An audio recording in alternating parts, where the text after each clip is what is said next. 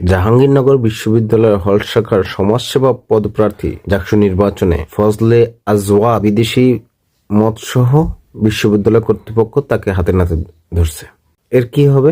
জাবির ছাত্রদল শাখার সভাপতি তাকে বহিষ্কার করবে, অথচ তার জন্যই কিন্তু এই মত নিয়ে আসছিল।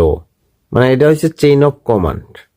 তুমি যদি ধরা না খাও তাহলে তুমি আমার কাছে খুবই ভালো, আর যদি ধরা খাও আমার বাধ্য হয়ে তোমাকে বহিষ্কার করতে হবে। বিগত 17 বছর এই নেশাখোর প্রতিষ্ঠান বিএনপির জন্য কোনো আন্দোলন সফল করতে পারেনি। কোনো আন্দোলনে জনগণকে সম্পৃক্ত করতে পারেনি এই নেশাখোর প্রতিষ্ঠানটি। এই নেশাখোর ছাত্র সংগঠনটি দেশের কোনো উপকারে আসে না। হয় যদি এরা বিসিএস দেয় তাহলে হয় যে দুর্নীতিবাজ, যদি এরা রাজনীতি করে তাহলে এরা হয় জনগণের উন্নয়নের বরাদ্দ সমস্ত টাকা পয়সা এরা খাইয়ে ফেলে। আর কি করে জানেন?